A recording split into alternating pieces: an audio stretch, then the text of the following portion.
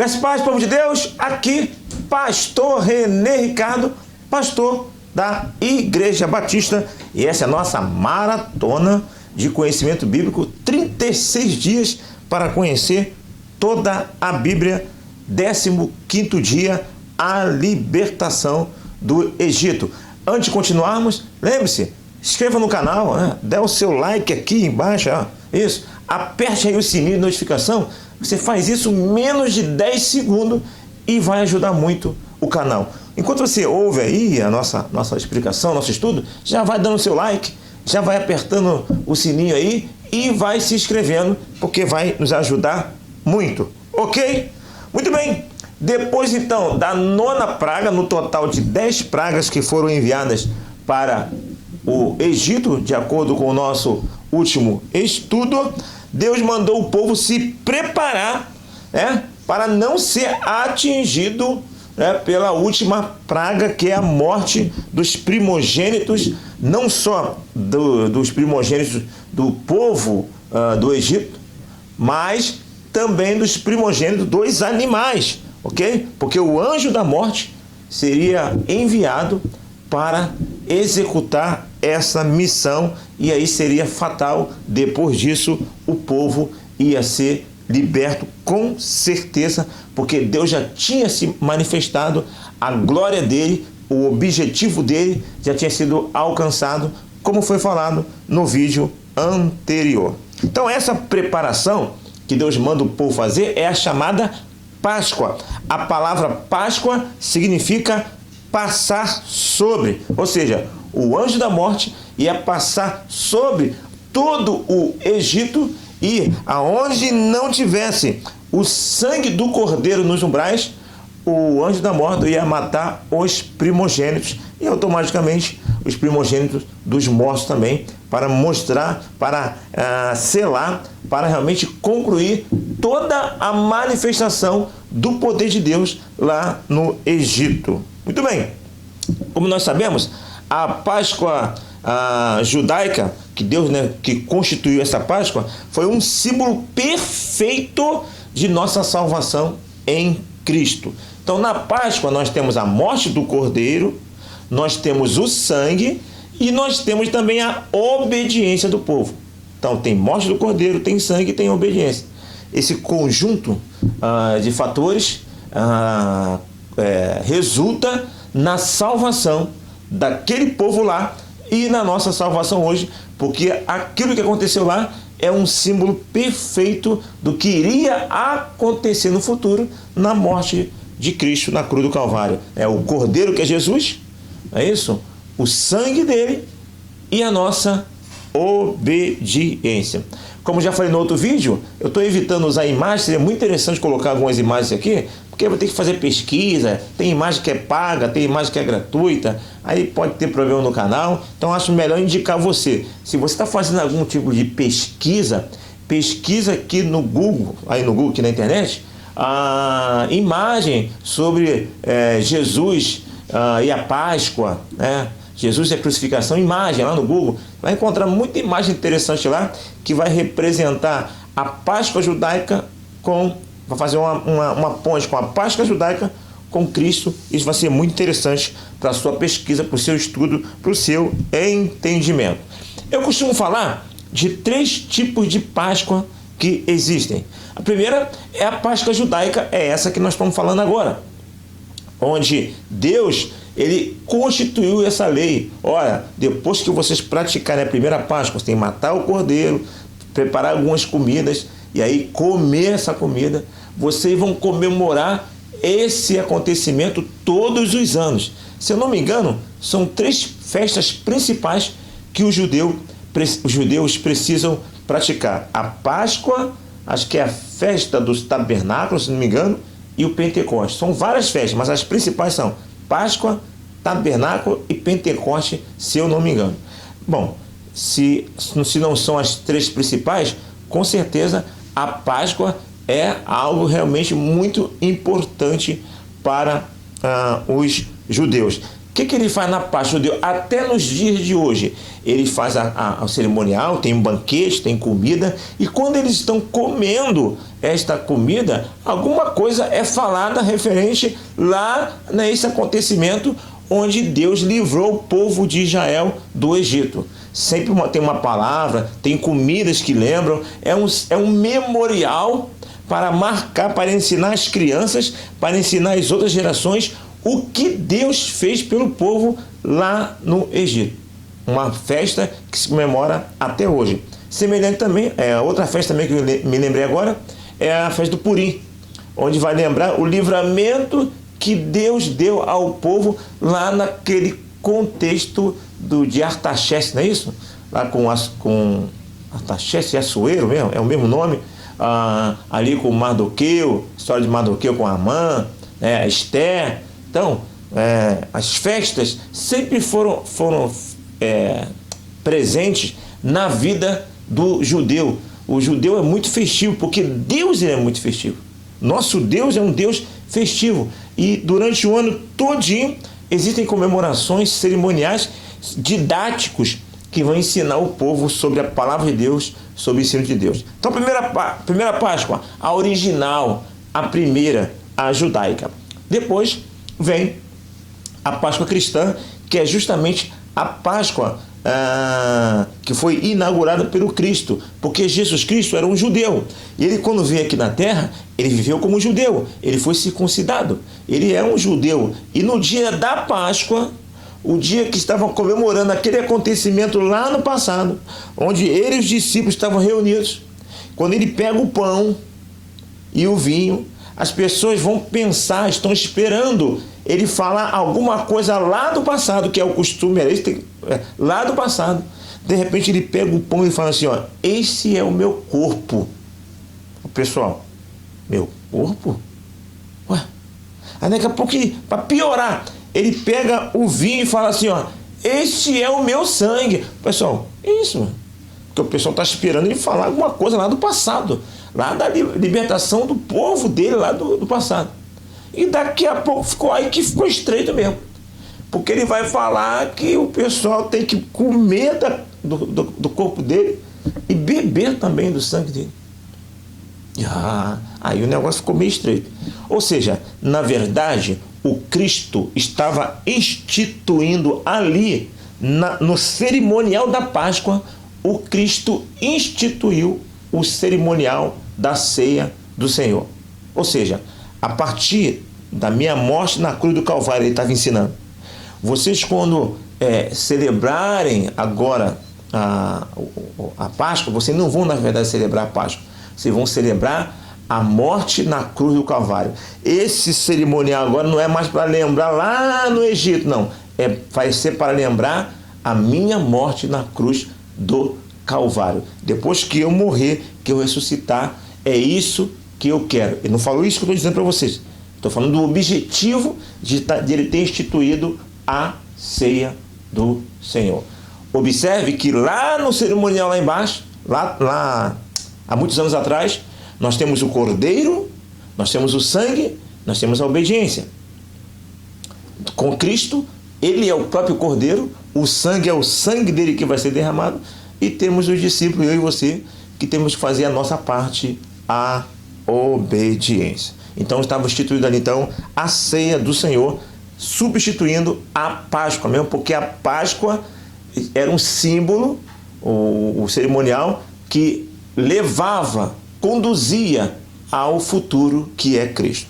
Depois, a terceira Páscoa, a Páscoa comercial, porque inventaram um tal de um coelhinho que bota ovo de chocolate, e eles aproveitaram o comércio, o mundo capitalista aproveitou a festa religiosa para ganhar dinheiro, para inventar alguma coisa para ganhar dinheiro, e até a igreja, infelizmente, entrou nessa jogada e, juntamente com o comércio, comemora a Páscoa do chocolate.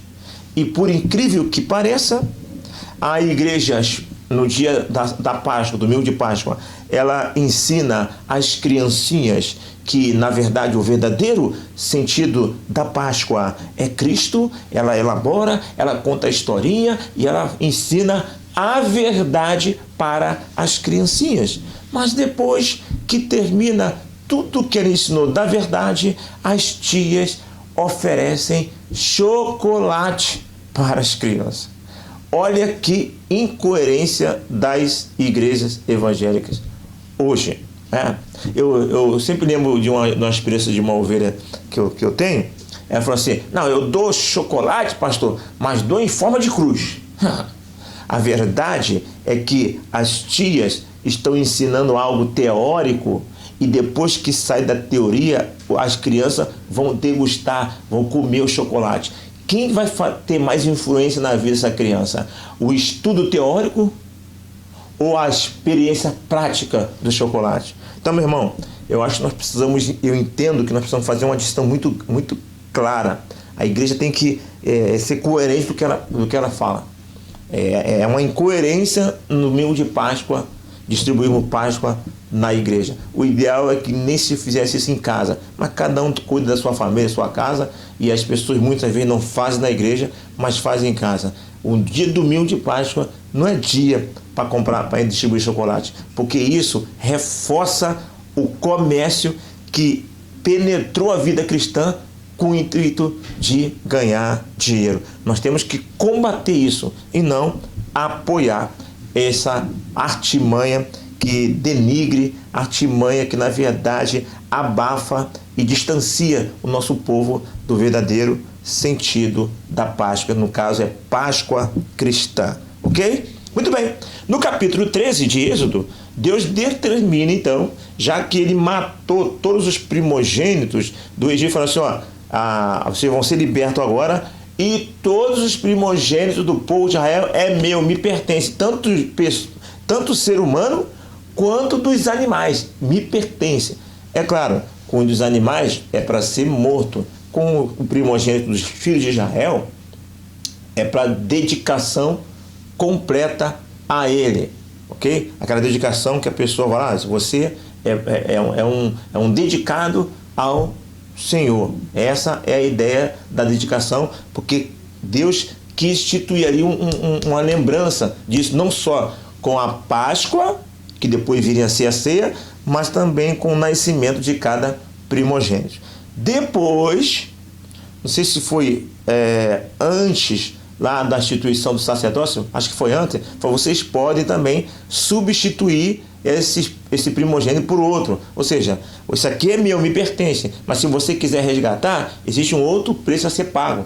Mas lá na frente, posteriormente, se você ler Números capítulo 3, por exemplo, você vai ver que Deus, ele substituiu os primogênitos dos filhos de Israel pela tribo de Levi. Ou seja, eu agora não quero os primogênitos de vocês, porque eu já tenho a tribo de Levi, que vai ser uma tribo totalmente dedicada a mim. Ou seja, essas pessoas vão viver no tabernáculo e vão ter a dedicação exclusiva ao meu serviço, e o alimento dessa tribo, quem vai cuidar da manutenção dessa tribo, será todo o povo de Israel. Ou seja, parte do sacrifício ficava com as tribos, os levitas, ok? E aí então a tribo de Levi passou a ser exclusiva de Deus, no sentido até de substituir os primogênitos, ok? Lá na frente,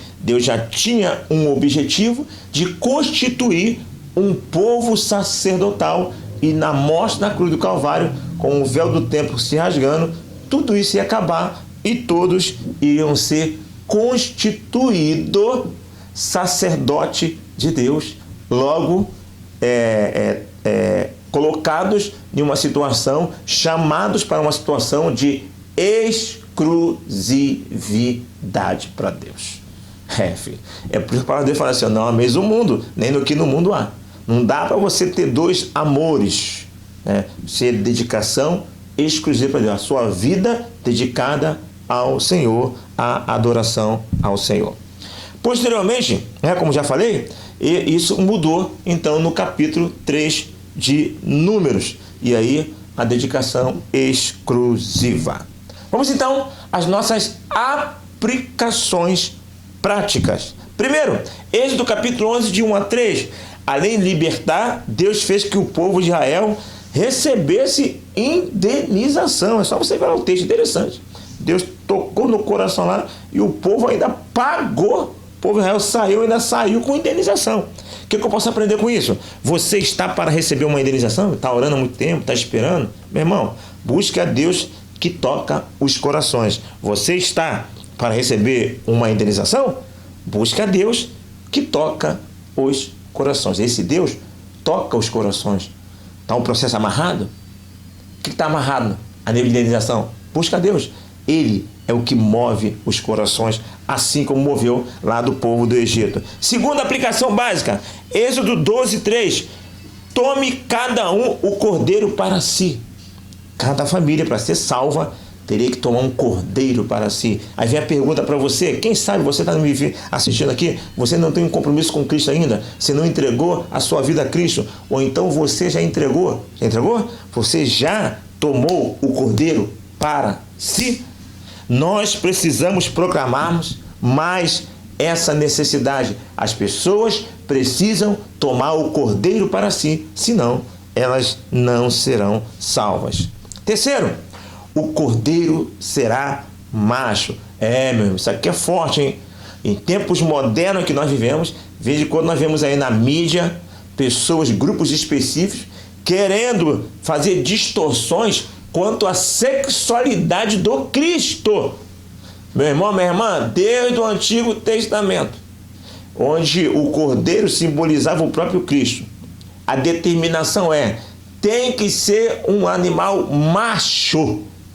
Portanto, desde o tempo antigo, o cordeiro de Deus, a Bíblia afirma que o cordeiro era macho. O cordeiro que simbolizava o Cristo e o Cristo macho. Ok? Quarto, depois do grande feito de Deus, o povo inclinou para adorar. Aconteceu o povo viu as maravilhas, eles se inclinaram para adorar. O que eu aprendo com isso? A adoração é muito mais do que lábios só, entendeu? A adoração ela pode ser corporal. Inclusive a palavra adoração tem esse sentido no grego, né? Acho que é proskranaim, alguma coisa assim, de se prostrar. A adoração tem a ver com o corpo. Você pode adorar com os lábios, só falando, mas também levantando as suas mãos. Você pode adorar com o corpo. Quando você se inclina, você está adorando também, não só com a sua boca, com a sua voz, mas com o seu corpo. Êxodo capítulo 12:38 é a nossa quinta aplicação. E foram com os israelitas muitos egípcios. Meu irmão, se Deus agir por nós ou através de nós, pessoas deixarão o Egito para ficar conosco. Creia nisso, se posicione em função disso. Pregue o Evangelho. Creia no poder da transformação, porque Deus agindo por meio de nós, se manifestando de alguma maneira ou por meio de nós, pessoas deixarão o Egito, a prisão deste mundo, e virão conosco. Ok? É isso. Quantas aplicações? 5 aplicações básicas para o nosso dia. E eu vou ficando por aqui.